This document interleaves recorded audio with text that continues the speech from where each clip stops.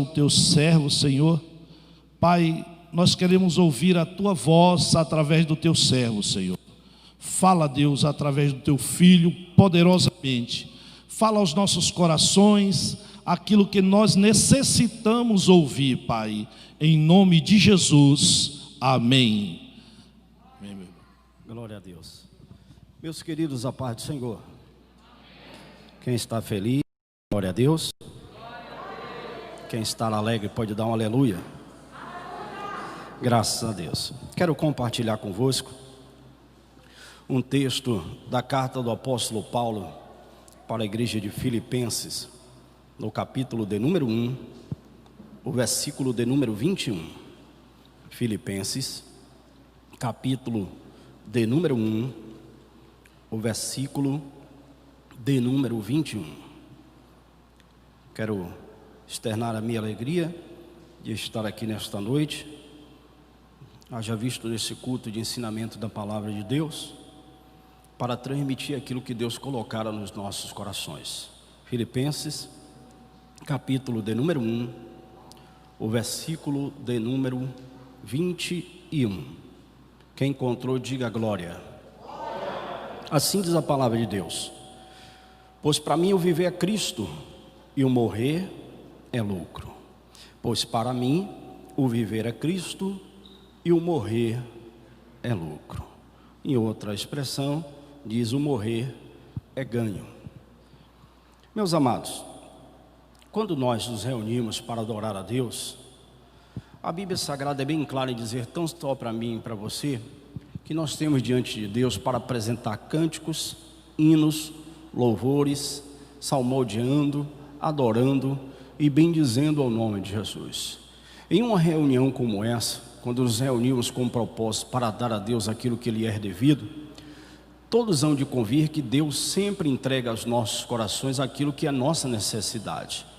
Deus, ele trabalha de uma forma totalmente diferente daquilo que o homem está acostumado a entender. Às vezes nós iremos a um caminho e Deus nos convida para outro caminho. Às vezes nós queremos uma direção e Deus nos volta para outra direção.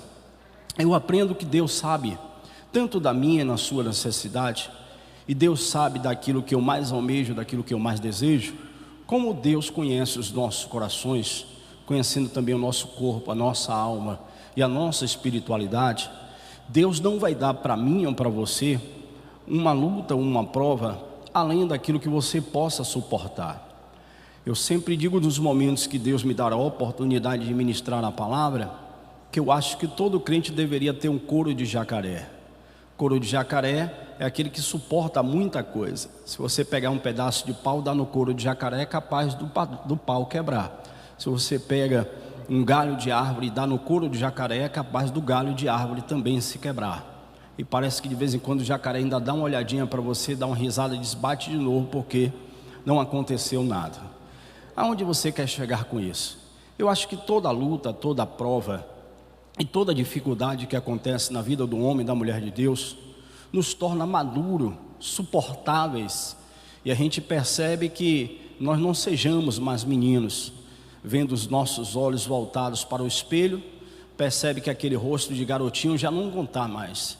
As rugas começam a aparecer, os cabelos brancos começam a vocacionar o nosso corpo, e nós percebemos que aquilo que um tempo atrás nós fazíamos, nós hoje já não conseguimos fazer mais. É por isso que eu sempre digo que toda luta, toda prova, toda dificuldade traz uma perfeição na vida do homem e da mulher de Deus. E eu sempre dou um recado para a sua igreja dizendo: se a luta, a prova e a dificuldade não nos matou até hoje, nunca mais ela vai nos matar, mas ela vai nos aperfeiçoar para suportar qualquer tipo de luta ou prova que sobrevenha na nossa vida. É aqui que eu quero que você entenda comigo nessa noite, e eu quero compartilhar o texto de Filipenses, no capítulo de número 1. Esse mês nós vamos estar estudando o capítulo 1, 2, 3 e 4 de Filipenses, às terças-feiras, e coube a mim estar na incumbência de fazer aquilo que Deus colocou no meu coração, no capítulo de número 1 de Filipenses. Mas eu quero que você acompanhe o raciocínio comigo. Lembra que uma certa vez em Atos dos Apóstolos, capítulo de número 9, um homem chamado Saulo de Tarso vai aparecer para perseguir a igreja. Só que no meio do caminho de Damasco, a Bíblia Sagrada diz que Deus resolve ter um encontro pessoal e particular com ele. E qual era a intenção de Deus, através de Cristo, mostrar para o Saulo de Tarso? Em dizer naquele momento que a igreja não estava de mãos atadas e que a igreja tinha um dono. O texto do capítulo de número 9 vai dizer que ele monta uma quadrilha em perseguição à igreja de Deus. No meio do caminho, Jesus resolve passar ali na madeireira Brotas, preparar um pau d'arco e dar no lombo do cavalo. O texto vai dizer que ele cai do cavalo, já cego, tateando no ar e perguntando: quem és tu, Senhor? O texto sagrado da Bíblia vai dizer que Jesus se manifesta dizendo para ele: eu sou Jesus, a quem tu está perseguindo. Então Saulo ali percebe que a igreja não estava de uma forma aleatória e que a igreja tinha um dono que se levantou do trono em favor do seu povo. Então a Bíblia Sagrada vai dizer tão somente ao meu e ao seu coração que aquele que perseguia a igreja vai se tornar agora perseguido. Aquele que todavia, muito obrigado, aquele que todavia estava vocacionado, tome aqui, profeta, por favor. Aquele que todavia estava vocacionado em perseguir a igreja, ele agora começa a ser perseguido. Existe um adágio popular que entre partes eu possa concordar e entre partes eu não possa concordar. O adágio popular vai dizer mais ou menos dessa forma: que nós somos o quartel-general que matamos o nosso próprio soldado dentro do quartel-general. Aqui existe praticamente os dois lados da moeda. Eu acredito que todo soldado, todo guarda, todo recruta que vai a um quartel-general, ele passa por um aprendizado. E ninguém morre no campo de batalha sem antes passar por um treinamento. Ninguém é abatido no campo de batalha sem antes ele se esconder na trincheira e se preparar para atacar o adversário. Então Paulo, aqui conhecido antes como Saulo de Tarso, ele começou a entender que o segredo que Deus tinha com ele não era estar entre as quatro paredes. E ele começa a perceber que aqueles que começam a persegui-lo são os que estão dentro do próprio quartel-general. Então ele coloca a intenção no seu coração mais ou menos dessa forma: se eu ficar aqui entre quatro paredes, o ministério que Deus tem na minha vida não vai andar. Então eu preciso entender de Deus qual é o seu propósito e o chamado dele na minha vida. E o texto sagrado é bem claro dizer ao meu e ao seu coração que ele deixa as quatro paredes e vai em direção ao propósito de Deus. E qual era o propósito de Deus? Pregar o evangelho a toda criatura, independente da criatura ser romana ou grega, independente de a linhagem espiritual do judeu ou não. Então ele percebe que a intenção do coração de Deus é que ele avançasse para que o genuíno evangelho pudesse ser estabelecido para todo o povo. O que é que Paulo faz? Ele faz 3 grandes viagens missionárias. A primeira viagem missionária, Paulo começa a inaugurar as igrejas com o propósito e o objetivo de entender diante de Deus que quanto mais se prega o evangelho, mais se ganha, mais conjunto da obra se torna de uma forma em perfeição. Então Paulo abre igreja em Roma, abre igreja em Coríntios, abre igreja em Filipos, abre igreja em Tessalônica, e Paulo consegue ao cabo de um tempo ganhar praticamente a Ásia maior inteira para o Senhor Jesus de Nazaré.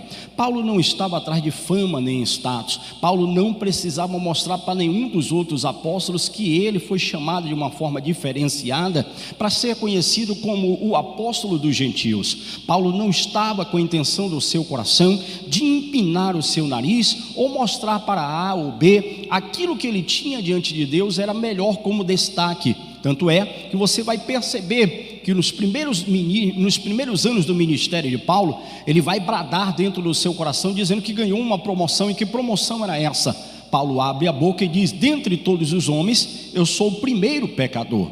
Depois de um tempo, Paulo vai ganhar a sua segunda promoção e vai gritar bem alto para o povo entender a sua segunda promoção. Ele começa a dizer que dentre todos os homens, ele era o mais miserável de cada um deles. E a última promoção de Paulo, aos 33 anos de ministério, ele vai dizer que o ganho que ele tinha naquele momento não era um ganho exterior ou ganho material, mas sim um ganho espiritual. Então ele devolve a Deus aquilo que ele é devido, não a vanglória humana, mas a glória que é devida ao Senhor que fez os céus e a terra.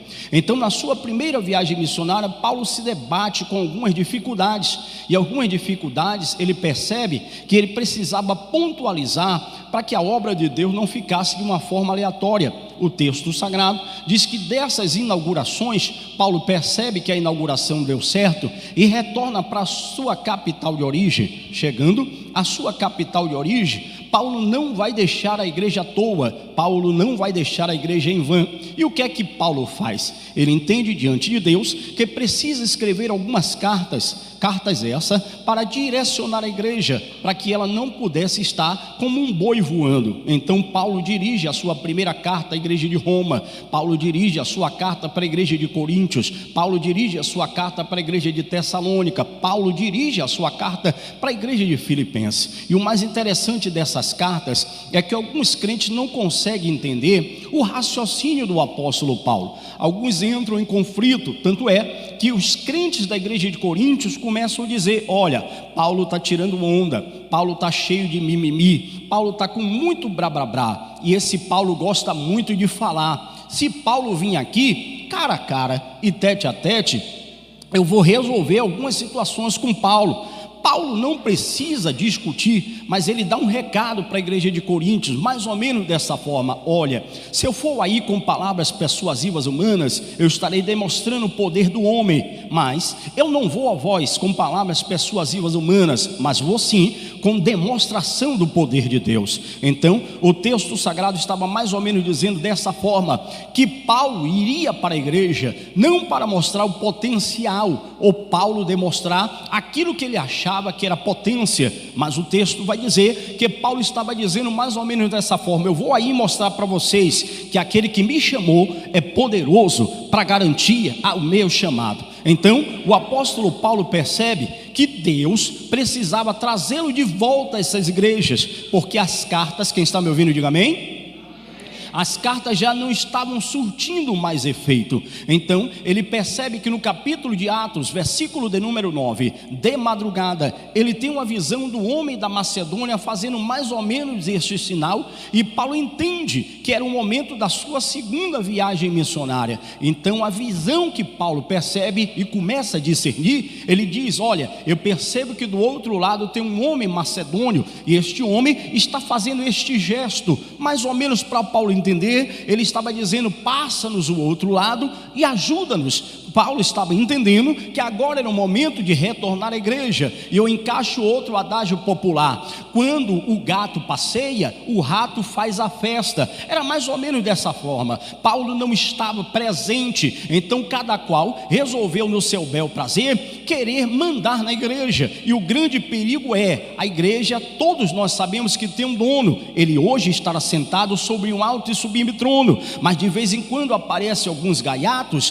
pensando que é dono da igreja. Aqui quem manda sou eu, aqui quem determina sou eu, aqui o propósito é meu. A igreja não tem coronel, a igreja não tem delegado, a igreja também não tem cangaceiro. A igreja tem um dono, e o dono dela é Jesus de Nazaré. Então Paulo estava determinado em mostrar ao povo, no retorno na sua viagem, que Deus estava no centro e no comando de todas as coisas. O grande perigo é nós de vez em quando roubar para si a glória que não nos pertence. Paulo vai visitar a primeira igreja, mas antes da sua primeira visita à igreja de Roma, Paulo se depara em alguns lugares. Nesses lugares ele vai ganhar algumas mulheres espetaculares para o reino. Paulo vai ganhar Lídia para Jesus, Paulo vai ganhar Dorcas para Jesus, Paulo começa a ganhar pescadores para Jesus. E a Bíblia Sagrada vai dizer que ele se depara na igreja de Roma.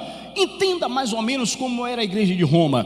Todos estavam vivendo na carne. Pastor, dentro da carne? Não, dentro do tutano. Dentro do tutano é aquele nervozinho que está entranhado dentro do osso. Isso é uma expressão até nossa pentecostal, em dizer que quando o crente não está no espírito, ele está na carne, e quando ele extrapola da carne, não está mais na carne, está no tutano. Então Paulo começa a perceber que os crentes da igreja de Roma estavam vivendo esse tutano. E que tutano era esse? Tinha gente que estava fazendo o contrário daquilo que Paulo pregou. Alguém abriu a boca e disse: olha, eu sou mais santo do que você. Diga comigo: isto é um grande perigo. Vamos lá, isto é um grande perigo, porque eu não posso chegar para Geones e dizer: Geones, eu sou mais espiritualista do que você. Eu não posso chegar para um ministro Luiz e dizer: ó, estou orando mais do que você, porque tem gente que nos julga pela aparência. Olha o meu sapato, a minha calça, a minha gravata. Tem gente que olha se a sua bolsa é da Mônica Santos, se olha se o seu vestido é de marca. Então essa característica não é de pessoas espirituais, são características de pessoas que estão na carne, precisando de um grande movimento espiritual em voltar a nascer de novo. Paulo se depara com os crentes, eles começam a dizer: nós somos tão perfeitos que nós não tropeçamos na letra. Paulo toma um susto e diz: opa, eu estou vendo um varão perfeito que não era para estar na terra, era para estar no céu. Deixa eu te dizer uma coisa, varão romano: quem está em perfeição não anda na terra, anda no céu. Mas está escrito: seja Deus verdadeiro e todo homem mentiroso, porque o salário do pecado é a morte, mas o dom gratuito de Deus é a vida eterna por nosso Senhor e Salvador Jesus Cristo. Então Paulo se depara com a igreja vivendo na carnificina.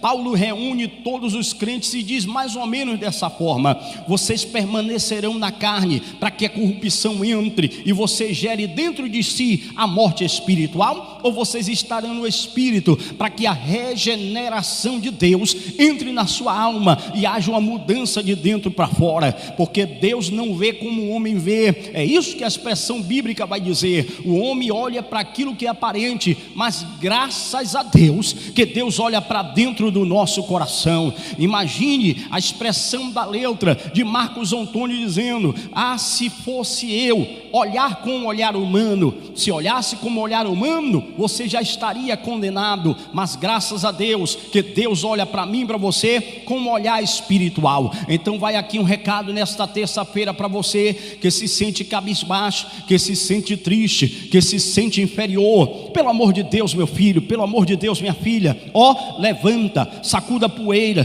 dê a volta por cima, porque acima desse céu tem um Deus que lhe elegeu, tem um Deus que lhe escolheu, tem um Deus que lhe capacitou e está dizendo: eu conto com você para que a minha obra e o meu evangelho seja pregado para todo o mundo.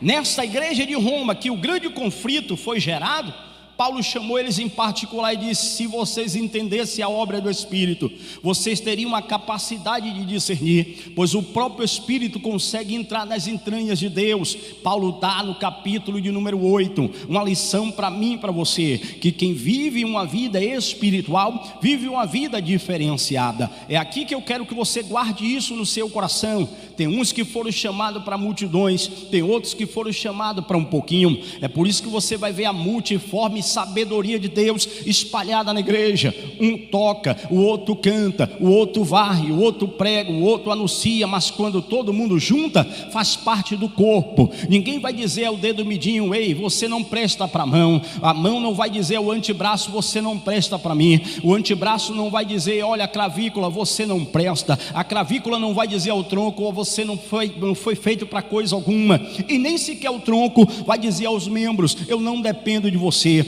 Assim como eu preciso de Francisco, como Francisco precisa aqui do varão, como Deus precisa de cada um, nós somos o esqueleto espiritual de Cristo, mas o cabeça principal é Jesus de Nazaré. Aí Paulo chamou a igreja e diz: ei, a partir de agora quem vive na carne morre na carne, quem vive na carne morre na carne. Vou repetir: quem vive na carne morre na carne, mas quem vive na dimensão do Espírito Santo vai entender que nesta noite ele escolheu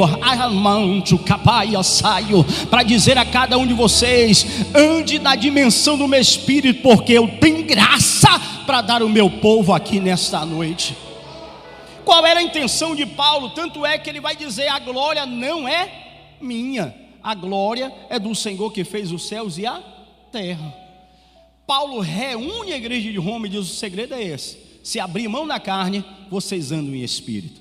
E o final de toda a história da igreja de Roma é que eles entenderam, haja visto que no meio deles teve alguns que disseram: eu vou andar na maneira que eu quero, conforme a minha vontade e conforme o meu querer. Alguns Paulo lavou a mão e entregou para Jesus resolver, e os outros Paulo abraçou dizendo: o segredo da vitória é andar em espírito. Andar em espírito e não cumpra as concupiscências da carne. Aí Paulo sai da igreja de Roma e vai visitar a igreja de Coríntios. Quando Paulo chega na igreja de Coríntios, é a igreja que qualquer ministro de Deus desejava.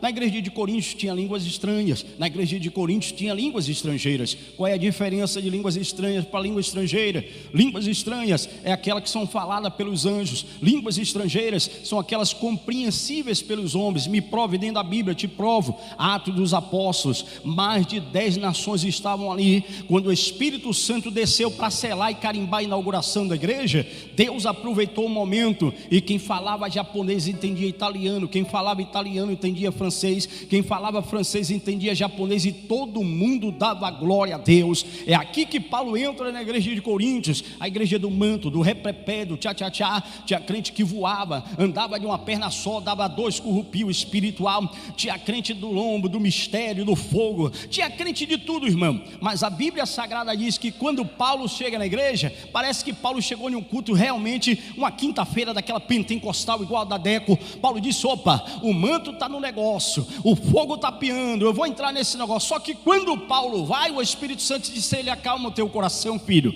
não é dessa forma, nada se age pela emoção, mas pela evolução do meu espírito, e na capacidade evolutiva que você tem, eu vou lhe mostrar o que é que a minha igreja está sentindo.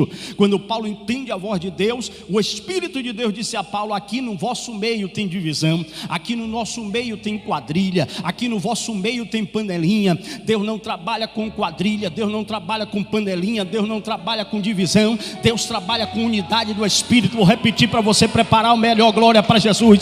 Deus não trabalha com divisão, Deus não trabalha com quadrilha, Deus não trabalha com panelinha, Deus trabalha com unidade do Espírito. E Deus levantou o apóstolo Paulo, e ele ouviu: opa, tem gente aqui dizendo que é de Apolo, tem gente aqui dizendo que é de Cefa, tem gente aqui dizendo que é da minha equipe, então eu vou desmontar essa quadrilha. Pai, deixa eu te dizer uma coisa: os crentes que estão aqui são crentes menino. Crente menino eu devo tratar com leite materno. O Senhor disse: os crentes que estão lá não são crentes menino não, são crente macaco velho. E agora, pai, deixa eu te dizer uma coisa, Paulo, na linguagem de hoje, você não vai dar o leite materno não, porque quando a criança não tem um leite, da mamãe que libera sobre os seios, ela recebe o famoso NAN. Aí quando a criança está fortinho, o NAN 2. Quando a criança está mais fortinha, tem agora o NAN 3. Aí quando a criança está mais fortinha, a gente mete o leite ninho. E quando o leite ninho está caro, a gente mete aquele CCL, alguma coisa. Glória a Deus e aleluia. Aí a criança fica forte. E quando não tem isso, faz como minha mãe fazia: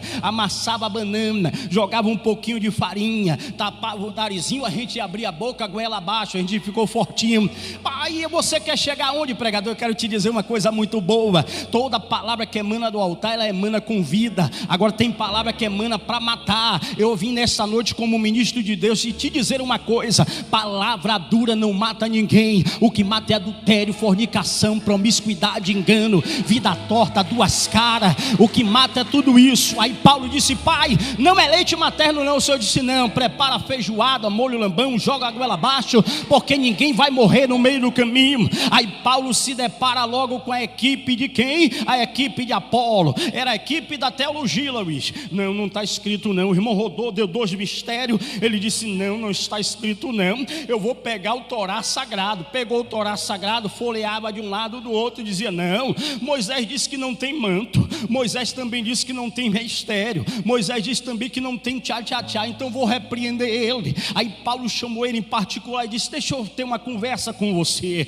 E na conversa Paulo disse assim: em que espírito você foi batizado? Ele disse: eu fui batizado em Deus. E que batismo foi esse? Foi o batismo da água. Alguém me pegou e me emergiu. Aí Paulo disse: coisa linda, isso é o batismo de João. Mas você sabe que Deus me trouxe aqui para que você seja batizado no Espírito Santo? Aí ele tomou um susto, porque quem vive na letra, pela letra vai morrer, porque a letra mata, e está escrito: mas o Espírito de Deus vivifica. Vou repetir para você dar um glória: a letra mata, mas o Espírito de Deus vivifica. Aí Paulo chamou ele e disse: ei, te dizer uma coisa, você vai ser batizado no Espírito Santo. Ele tomou um susto e disse: como é esse negócio? Paulo levantou a mão e disse: receba. Então o engomatinho, o engravatado, começou logo a pular, deu 2 escorrupio espiritual, deu aquela corrida santa, começou a falar línguas estranhas. Aí Paulo reuniu a igreja e disse: vocês não entenderam não, vou repetir para você entender o mistério de Jeová. Quem anda na carne morre na carne, gera corrupção. Quem anda no Espírito vive no Espírito, porque o homem natural nunca vai compreender as coisas do Espírito. O homem espiritual nunca é discernido. É por isso que você vem para a igreja, pula, roda, salta, sapateia, chora, levanta a mão, você fica inquieto na cadeira. Tem uns que correm, uns que voam. Deixa eu dar um recado para você: permaneça cheio, pleno de Deus. Não deixe ninguém lhe matar, não deixe ninguém lhe afundar, porque Deus conhece a sua vida, meu irmão. Paulo chegou na igreja e disse: eu vou desmontar esse negócio. Eu não sei, em alguns lugares que Deus tem me permitido ir ministrar, a gente percebe aqueles grupinhos.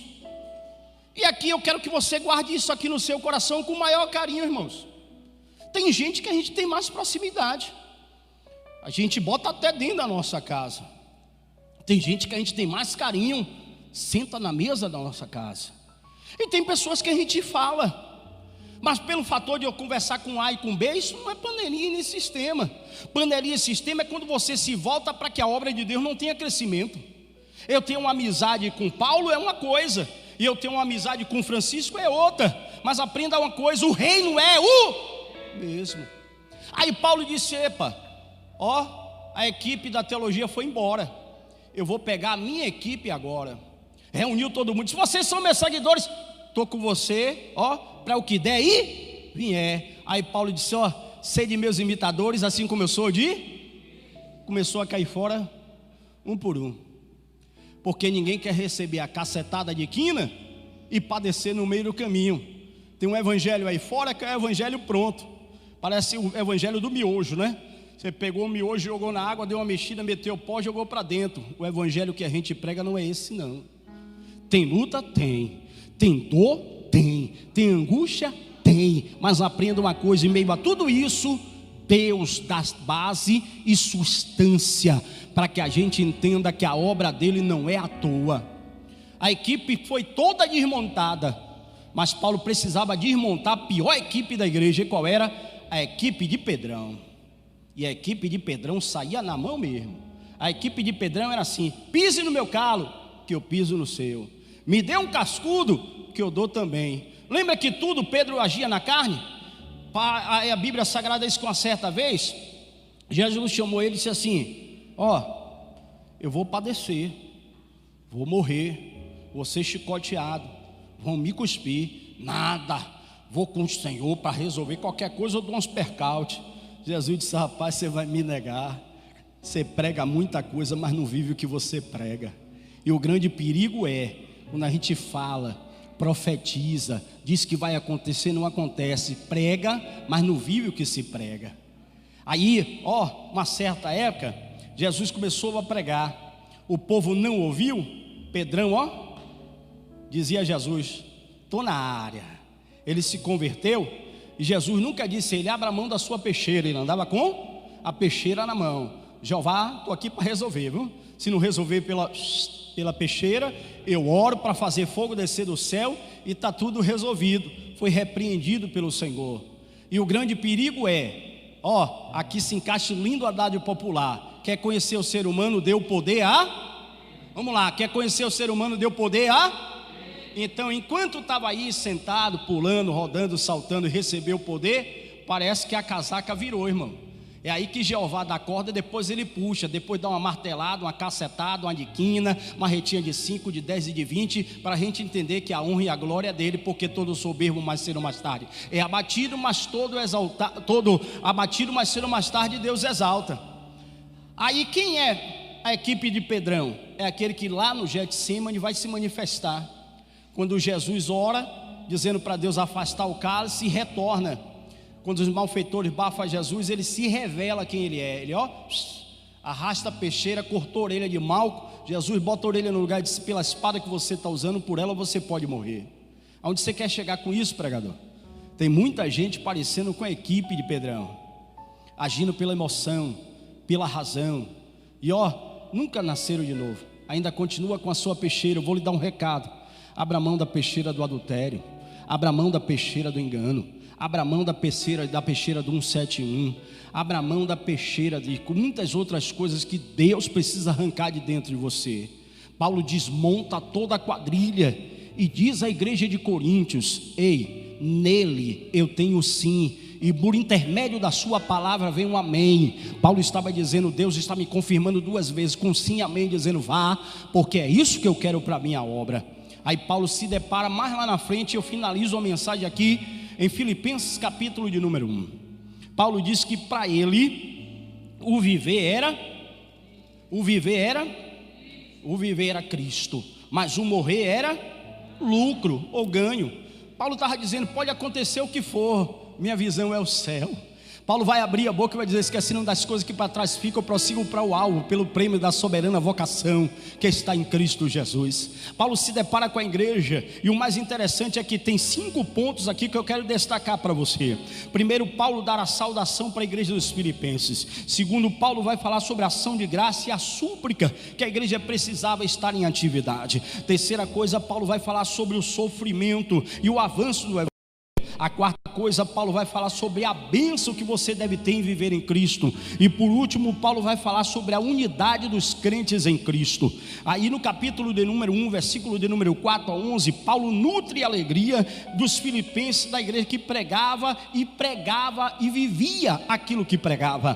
Paulo começou a dizer, olha, a alegria minha e a coroa do meu ministério são vocês, porque vocês ouvem aquilo que é determinado por Deus através da minha vida, e o melhor, vocês pregam e ao mesmo tempo vocês vivem o que estão pregando. E a alegria do coração de Paulo é tão intensa que ele começa a dissertar o capítulo de número 1, e falando acerca do sofrimento e do avanço do evangelho. Paulo estava preso nessa época em Roma, mas mesmo preso, Paulo não se sentia um homem encarcerado, Paulo não se sentia um homem algemado. Tanto é que o apóstolo Paulo começa a entender que mesmo que o cárcere estivesse frio, sujo ou desconfortável, Paulo aproveitou esta oportunidade, ministro Edson, para ganhar os soldados romanos. Essa oportunidade que foi dada por Deus, mesmo ele preso na questão física, mas na questão espiritual não. Paulo disse, eu vou aproveitar a oportunidade de falar de Jesus. E ele começa a dissertar, a escrever para a igreja de Filipenses, dizendo, olha, todo crente vai passar sofrimento, vai, todo crente vai passar luta, vai. Lembra o que Jesus disse, olha, no mundo tereis aflições, mas tem de bom ânimo, como ele venceu o mundo, vocês também são mais do que vencedores em Cristo Jesus. Capítulo de número 1, dissertando, Paulo começa a falar também acerca da bênção de viver em Cristo. Isto significa que ele usou uma palavra grega chamada soteria, que significa libertar dos pecados e das suas consequências. Paulo estava dizendo, ainda que Roma coloque os grilhões, ainda que as algemas estejam em meus pés, fisicamente eu estou preso, mas na soteria de Deus eu estou livre do pecado, as algemas já não me prendem mais. E nesta oportunidade, mesmo preso, sabendo que eu posso ser degolado da noite para o dia, eu vou aproveitar a oportunidade e dizer a cada um de vocês, lute pelo reino, lute pela obra, continue pregando, ainda que alguns preguem por vanglória, ainda que alguns preguem por tristeza, ainda que alguns preguem por porfia, o importante é que o evangelho seja anunciado. Paulo no capítulo de número 1 exorta a igreja mais ou menos dessa forma: não é tempo de estarmos de braço cruzado, é tempo de arregaçarmos a manga, é tempo de ganharmos pessoas para o reino. O mundo aí fora está passando por a pandemia, isto é realidade. O mundo aí fora está em caos, desespero, tem muita gente em depressão, muita gente em agonia, mas aprenda uma coisa, nós estamos dentro de um santuário a cada dia recarregando a nossa bateria, para que no abrir da nossa boca o nome de Jesus possa ser glorificado. E eu concluo a palavra de Deus lhe dizendo uma coisa muito linda aqui nesta noite. No final da jornada, Paulo vai reunir a igreja e vai dizer: ei, eu tenho uma coisa que eu gostaria que vocês colocassem em prática.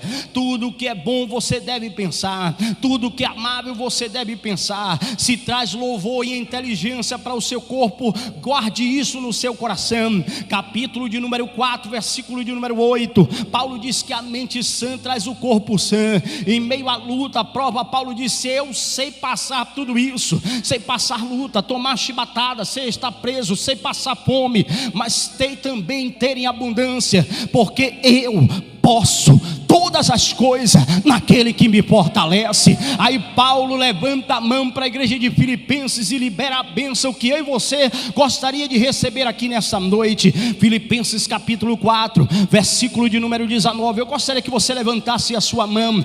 O meu Deus, segundo a sua riqueza, suprirá toda a vossa necessidade em glória, através de Cristo Jesus. Você crê em palavra profética? Então eu vou liberar sobre a sua vida. Mesmo na pandemia, Deus não deixou faltar o pão, não deixou faltar o açúcar, não deixou faltar o feijão. Hoje você já comeu, já bebeu, já deu glória, já deu aleluia. Sabe por quê?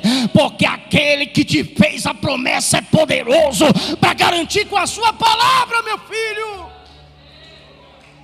Por favor, se coloque de pé para orar por você. Se eu fosse dar um tema para essa mensagem, era simples. O peso da chamada. Todo crente aqui tem uma chamada, irmão. Para você chegar ao 100%, você recebe o peso dela. Tem gente que no meio do caminho quer desistir. Tem gente que recebe como catalisador, vai para frente. Tem gente que para no meio do caminho. Alguns retrocedem. Mas os mais corajosos, os mais determinantes, faz igual a um homem da Bíblia que eu conheço, que todo mundo foi embora. Ele disse: eu fico aqui, enfrento o exército, mas ninguém leva o meu campo de lentilha. A sua família de Deus, seus pais pertencem a Jesus, seus irmãos são do céu, suas irmãs vão ser salvas, porque aquele que te prometeu estar aqui para te dizer que é fiel como a sua palavra. Levante a sua mão ao céu. Aproveitando, deixando um recado para você que está nos escutando aqui nessa noite. Deus é com vocês. Se vocês nessa noite ouviram a voz de Deus, não endureça o seu coração. Aceite a Jesus como seu Salvador. Que essa palavra entre com força, com graça nas tábuas do seu coração. Eu também te convido você a, junto conosco, orarmos a Deus. Bendito Deus, obrigado, porque até aqui o Senhor tem nos ajudado. Graças te damos porque o Senhor tem estado conosco em meio a todas as dificuldades. O Senhor não abandonou o barco, mas tomou o lembre e está conduzindo a sua igreja para o porto seguro.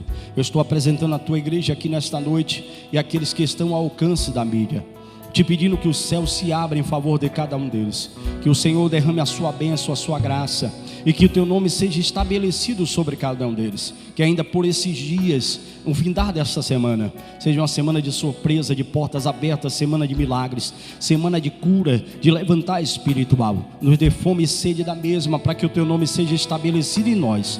Nos amadureça em tua presença. É o que nós te pedimos, oramos e te agradecemos.